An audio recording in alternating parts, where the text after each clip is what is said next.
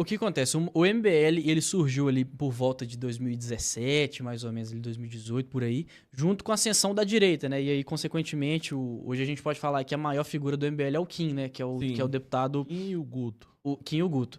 Então, são deputados, um é federal e outro é estadual. Cresceram, né, na onda lá do Bolsonaro e tudo mais. Só que o que eu vejo é o seguinte. Existe um mundo real e existe o mundo ideal. Hoje a gente tem a composição no Congresso que não é aquilo que eu gostaria. Eu queria que tivesse lá, hoje tem 513 deputados, eu queria que tivesse 513 Nicolas. Falando por mim, tem 81 senadores, 81 Cleitinho. Só que o mundo não é assim.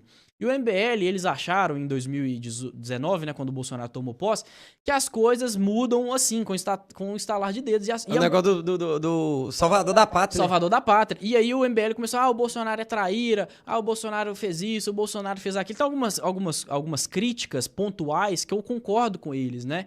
Mas assim, de modo geral, o MBL, eles estão com uma ideia de uma política que não é a lógica. É uma política que eles pensam na cabeça dele. Tanto é que 2018, no segundo turno, eles votaram no Bolsonaro, mas 2022 eles pregaram o voto nulo. E no ano passado pregaram o voto nulo e eu acredito que ano que vem também vai pregar o voto nulo. Porque o país que o MBL quer, a forma de governo que o MBL quer, é uma forma de governo que ela não existe. Não tem como você ter sei lá, metade do Congresso alinhado 100%. Cara, então assim, e o MBL... E às vezes até é uma coisa perigosa, né? Você ter isso aí é um negócio perigoso, porque você pode tomar um... É isso aí. Determinado rumo. E assim, o engraçado é o seguinte, o MBL, eles estão aí lutando, e o Bolsonaro é traíra, que o Nicolas é traíra, que não sei o que e tal. Então coloca o nome de vocês à apreciação. Só que você vê que, se você pegar a eleição do Kim 2018, já teve uma queda já gigantesca para 2022. E acredito que pro ano que vem também vai ter uma queda gigantesca. O que eu falo é o seguinte... Existe dentro da direita pessoas que divergem entre eles e igual eu falei, eu discordo de algumas coisas do Bolsonaro. Mas assim, o que acontece hoje eu vejo que o Bolsonaro, ele é a figura que pode representar a direita e pode derrotar o Lula.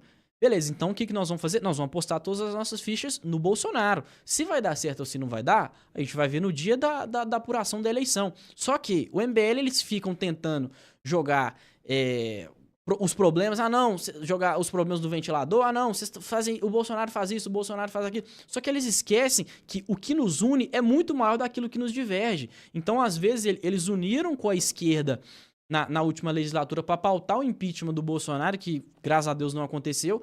E agora, por exemplo, que a gente está querendo aí aprovar essa pauta da anistia, eles não compram essa briga. Tem esse abuso aí do poder judiciário como um todo, eles não compram essa briga. Então, assim, é muito triste a gente ver o MBL com uma postura muito forte, assim, para querer criticar o Bolsonaro e as pessoas que estão ali em torno do Bolsonaro. E a gente vê eles muito tímidos, assim, pra questão, aquilo que nos une, né? Na hora de fazer, na hora de chegar junto, de fazer. Então assim, eu vejo isso, o movimento que cresceu, né, junto com o Bolsonaro naquela época, um movimento que tem pessoal ali que tem uma oratória muito boa, tem o Kim, tem o Guto, tem o Arthur do Val, mamãe falei lá. Só que eles estão muito distantes da política real. A política real, ela é totalmente diferente daquilo que eles pregam na internet, né? Infelizmente, é um tipo de política que não existe, né? Não existe. Pregaram voto nulo em 22, pregaram ano passado e vão continuar pregando voto aí nulo aí nos próximos 30, 40 anos, porque o projeto de governo deles, infelizmente, não existe. Outra coisa também que me preocupa um pouco é a questão da poça ainda também não existe ainda da esquerda, por enquanto, né? Ele diz que o Lula não vai... Mas aí não tem ninguém para ele colocar. Aí todo mundo que tem a possibilidade de ir não tá sendo aceito. O Haddad não tá sendo aceito. A Hilton lá, que agora contratou maquiador e deu ruim para ela comprar uma bolsa cara, também não vai ser aceita. Enfim, a esquerda ainda não tem um nome. E a direita tem... Porque a direita tem vários nomes. Eu acho que, por incrível que pareça, a direita esse ano tem vários. Mas aí nomes, né? Que pra mim, assim, aí você que é mais da política, eu sou 100% leigo. Entendo assim, entendo bem superficial. Mas a direita tem vários nomes. A direita, partindo do pressuposto que a anistia não vai ser, que não vai evoluir. Porque eu li agora há pouco que o Columbre falou, né, que se tiver 80 votos, ele não vai acatar, né? Não sei. Você vai aguentar a pressão. Mas foi porque falou, enfim. Aí vamos supor que a anistia não funciona, Bolsonaro tem inelegível. Aí vai surgir os nomes. Caiado, nome forte. Ratinho Júnior, nome mais ou menos. É forte também. É forte. Do meu ponto de vista, eu diria que é um... Tarcísio, sim, nome forte. Então, você tem 3 caras aí que o Caiado já pôs o nome dele, né? O Caiado já pôs o nome dele. E o Zema também, né? Aí tem o Zema. Mas o Zema também já pôs o nome dele, como pré. Então, você junta esses 4 caras. Se o Caiado e o Zema já for, já vai arrebentar. Por quê? Se a esquerda escolher um nome, todo mundo vai nesse nome. Se a direita dividir 3 votos, por exemplo, se sai o Zema, Caiado e outro nome de direita, aí o que vai acontecer? Vai dividir. Vai dividir. E a esquerda continuaria no poder. Então, Sim. qual que é a opinião do PL com relação a isso hoje? O que vocês pensam hoje? Olha, eu vejo o seguinte, eu ainda acredito na questão da anistia. Eu vejo que hoje a gente tem uma maioria, né, no Congresso, hoje a maioria dos deputados, eles querem que sim seja votado a questão da anistia, e nós temos também no Senado a questão... Sabuoso. O Romário. Romário, quer dizer? Mas aí, no caso, nós temos a maioria simples, né? Assim, difícil? Muito, acho muito difícil. Mas vamos lá. Caso o Bolsonaro não seja, né, o nome da direita, eu vejo que vai chegar um momento que hoje o capital político ele tá todo no Bolsonaro, né? A gente, por exemplo, o Caiado, o próprio Zema, o Tarcísio, quem era o Tarcísio? O Tarcísio, antes do Bolsonaro, era um ministro. Ninguém sabia quem era o Tarcísio. Bolsonaro fez do Tarcísio o governador do maior estado da América Latina. Então, assim, o Tarcísio, hoje ele deve o capital político dele principalmente ao presidente Bolsonaro. Em certa forma, até o próprio Zema, né? Então, assim... Não.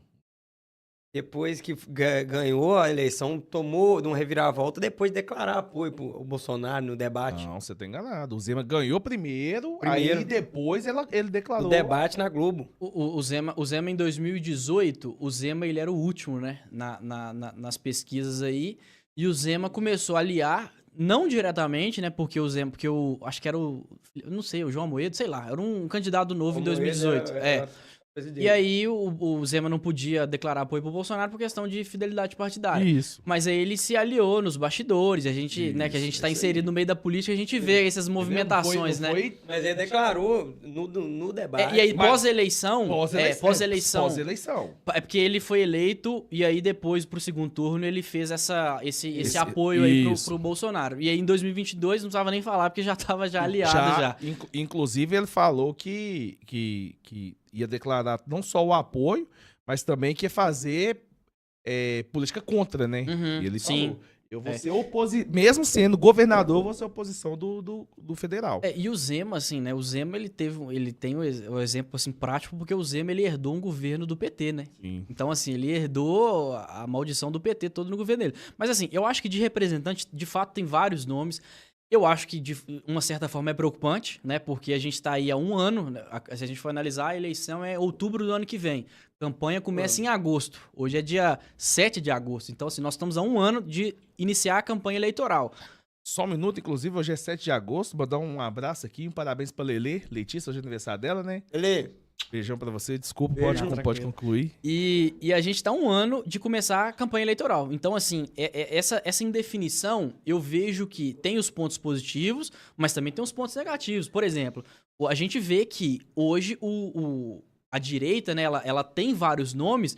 Isso mostra aquilo que a gente estava falando anteriormente, que a direita ela conseguiu formar diversas lideranças, né? E a esquerda não, a esquerda tá concentrada em torno de um nome. Então, assim, se o Lula... E que está decaindo nas pesquisas com aprovação. O Lula, né? O Lula já não é nenhum jovem mais. O Lula já é idoso, com a idade avançada. A saúde também, a gente vê aí que direto o Lula é internado aí. Então, assim, a gente vê que o Lula não é nenhum menino. Então, o Lula ele não vai ficar mais 10 anos mais. Então, eu vejo que a esquerda não conseguiu fazer ninguém, né? Tentou emplacar a Dilma aí, foi impeachmentada. O Haddad, pelo amor de Deus. Então, assim, não tem ninguém...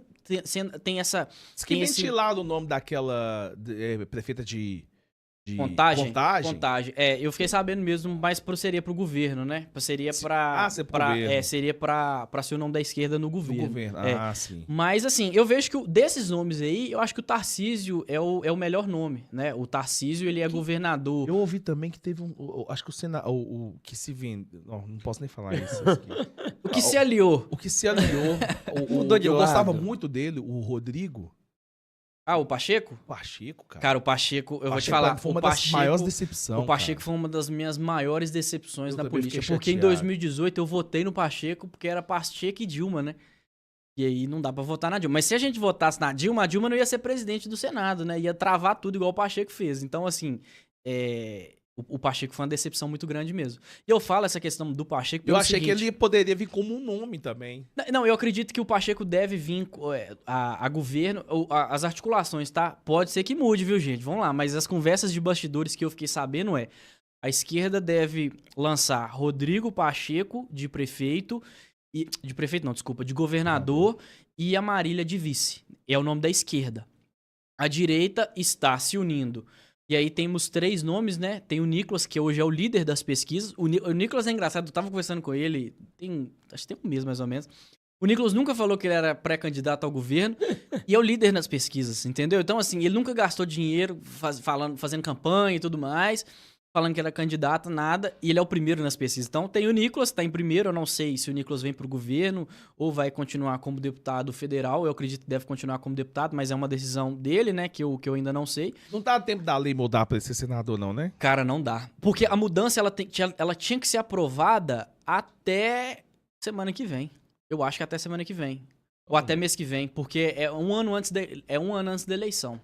Um ano antes da campanha, alguma coisa assim. Então, assim, é praticamente impossível ele vir pra Senado. E lógico que quem tá lá não vai querer mudar. Não vai. Então, assim, o Nicolas, ele deve... Eu acredito que ele... Não será uma coisa... Não vai ser fácil. Não vai. Então, assim, eu acredito que ele vem pra mais um mandato aí de deputado. Tem o Cleitinho também. O Cleitinho tem essa vontade aí também de ser o candidato. Ele já pôs, né, eu assisti a entrevista dele na Itatiaia. Ele se colocou Ele se também... colocou, porque, assim, se a gente for tirar o Ele Nicolas... falou, né? Falou assim, ó, se o Nicolas tiver bem mais Isso. na frente do que eu nas pesquisas, eu abro mão. Sim, eu vi. E aí tem também o vice-governador, né? Que é o Matheus Simões. Então, assim, tem esses 3 nomes, né? Provavelmente, isso aqui é uma conversa de bastidor, mas eu acredito que vai acontecer isso. Mas os 3 devem unir em torno de um nome só, né? E aí eu não sei... Mas o Simões entra nesse balada de gato? Porque o Simões, ele tem a máquina na mão, né? Ele faz parte do governo. Eu sei, mas ele vai... Eu não acredito que o Simões ia querer abrir mão pro Nicolas ou pro Cleitinho. Não, mas aí que tá. Aí o Simões... Porque o Zema, ele é o governador, né? Então, assim, o Zema, ele tem, querendo ou não, a prerrogativa de escolher quem seria o candidato dele. A gente vê aí nos bastidores aí que o Matheus Simões já se porta já como um candidato a governador. Sim.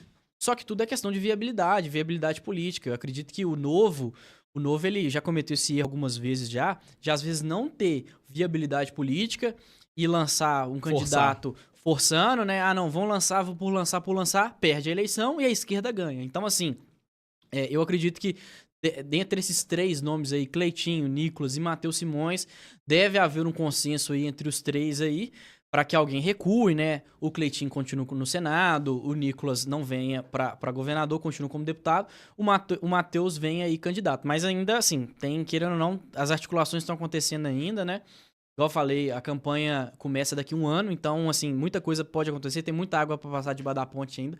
Mas é o que eu falo, a vantagem da direita é essa. A gente tá falando aí de um tanto de nome, que a gente citou aqui da direita, e pessoas com viabilidade política, né? E não somente uma ideia política. Então, assim, e a esquerda não tem essa pluralidade de nomes, né? Então, mostra que a direita, o que eu falei anteriormente, cada vez mais...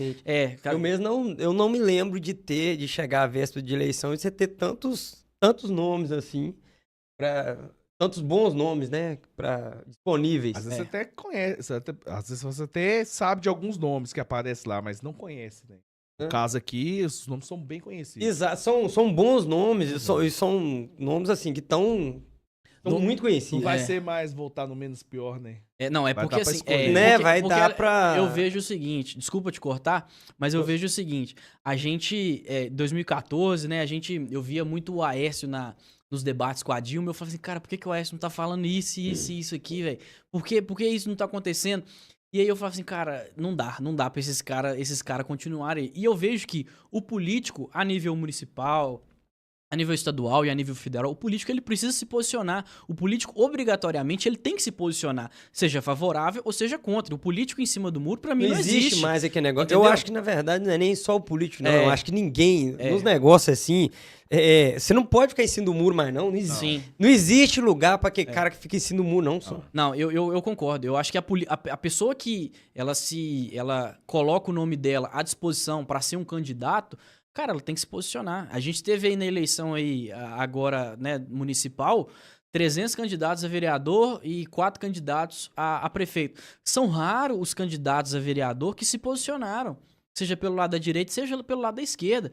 Porque, assim, o cara, ele fica em cima do muro. Com medo, né? E muita gente chegou pra mim, é engraçado falar isso, porque o pessoal chegava pro meu, Vinícius, eu até ia votar em você, mas você é de direita, você tá no PL, eu não gosto desse pessoal do PL e tal. Eu falei assim, cara, você tá votando em mim porque acredita em mim ou não? Porque assim, o político ele tem que se posicionar. O político, eu tô entrando na política justamente porque eu acredito na política dessa forma, que o político ele tem que se posicionar. O político, hoje um salário de um vereador é 14 mil reais. Então assim, o cara tem que se posicionar, o cara tem que entender, o cara tem que bater o pé, bater o pé e falar assim, olha, eu sou favorável a essa pauta aqui por causa disso e disso e disso, ou senão eu sou contra isso aqui por causa disso e disso e disso.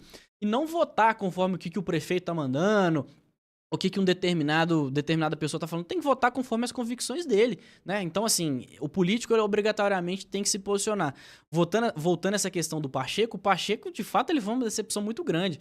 O Pacheco entrou lá como, vamos colocar assim, o representante da direita, né, em 2018, e entrou e virou as costas. E tem vários desses. Agora o mais recente é o Romário, né? O Romário, todo mundo sabe aí do sucesso que é o Romário dentro das 4 linhas, né? Do futebol aí, fez o gol do título da Copa do Mundo. Mas como político, cara, o Romário deixa muito a desejar. Então, assim, o Romário, ele poderia fazer o gol mais importante da carreira dele, que era assinar. O último pedido poderia ser o dele. E ele preferiu se omitir. Então, assim, eu fico muito triste com isso, porque são pessoas que surfaram na onda da direita, mas entraram lá e pularam fora. Então, assim, não abraçaram, né, a ideia. Então, assim, a gente fica muito triste e decepcionado com essas pessoas, né, que, primeiro, não se posicionam, ou aquelas que se posicionam e chega lá e se curva pro sistema.